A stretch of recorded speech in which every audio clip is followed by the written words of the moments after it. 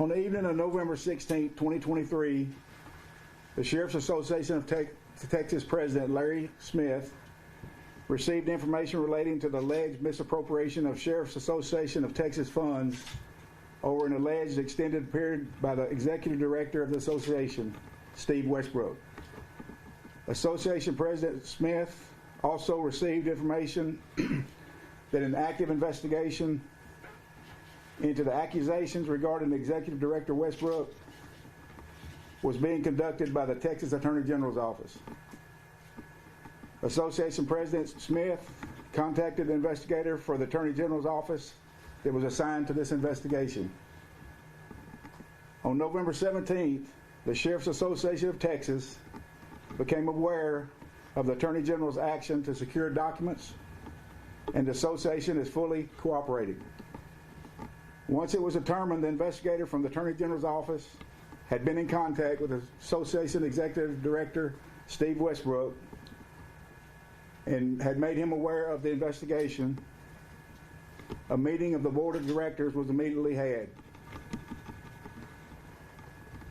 The Association Board was briefed by me regarding the accusations regarding Westbrook, and a unanimous and united decision was made by the Association Board of Directors to immediately place Executive Director Westbrook on administrative leave pending the outcome of the investigation. Additional information came forth in the past several days which prompted the Association Board of Directors to meet at the Sheriff's Association of Texas headquarters in Austin yesterday. During that meeting, the Association Board of Directors unanimously accepted the resignation of his former Executive Director, Steve Westbrook. The resignation was accepted in lieu of termination by the Board of Directors of the Association at 12 noon yesterday. Some of the requirements of the resignation are that Westbrook will immediately and permanently surrender his peace officer license to the Texas Commission on Law Enforcement, pay full restitution decided by a forensic audit, which we've hired forensic auditors to do, and all compensation to Westbrook will cease immediately as of 12 noon yesterday. The Texas Attorney General's criminal investigation will continue, and the association will cooperate fully with the investigation and the prosecutor. The association has retained an independent accounting firm and law firm to review the allegations. In the interim, we will continue to serve our members and the citizens of Texas. And the first order of business to do that, yesterday, during the same meeting in Austin, the Board of Directors of the Sheriff's Association of Texas named an interim director by unanimous decision as well. Skylar Hearn will serve as interim executive director. Mr. Hearn's impeccable reputation and background, as well as his unquestioned integrity, make him uniquely qualified to serve as interim executive director of the Sheriff's Association of Texas.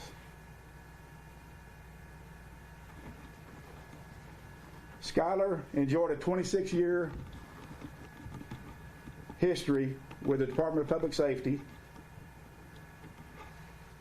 In his final 3 years, he was assigned as Lieutenant Colonel and Deputy Director of the Department of Public Safety.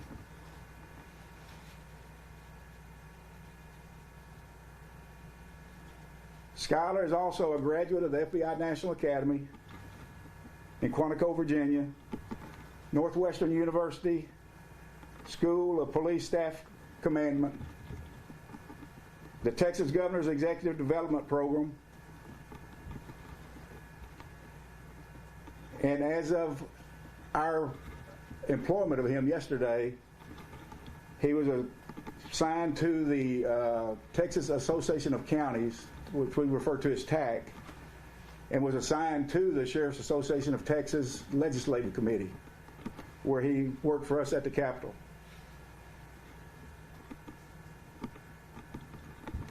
We believe that Skylar Hearn's guidance of the association, again, will bring it immediate credibility and integrity. Integrity, as we all know, is very difficult to gain, and it can be lost at the snap of your fingers. And that's what's happening in this situation. Myself and the Board of Directors of the Association look forward to continuing the mission of the Sheriff's Association of Texas as stated in the preamble of the first association meeting on August 14, 1874 in Corsicana, Texas. That's how long the association has been in existence.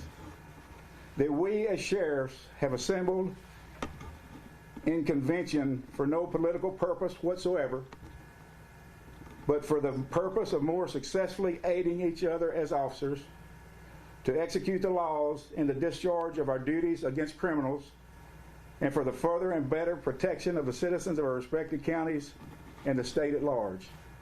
And with that, I'll take questions. I have one. How were the funds misappropriated, and how much money? I won't go into the amount of money. Obviously, we wouldn't have a forensic auditor if we had to answer that question now.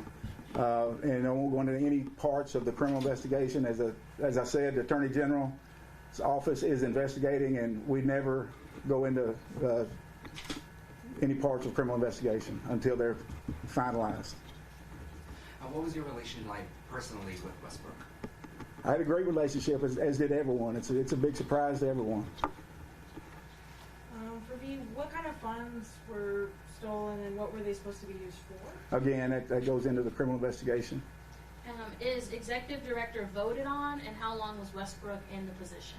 He is obviously voted on by the board, and he's been in the position about 22 years, I believe. I believe that's right. In regards to this investigation, approximately do we know how long this could take until we get that answer? Forensic audit can be very slow. It depends on how far we go back. We're looking at going back 5 to 7 years, and you can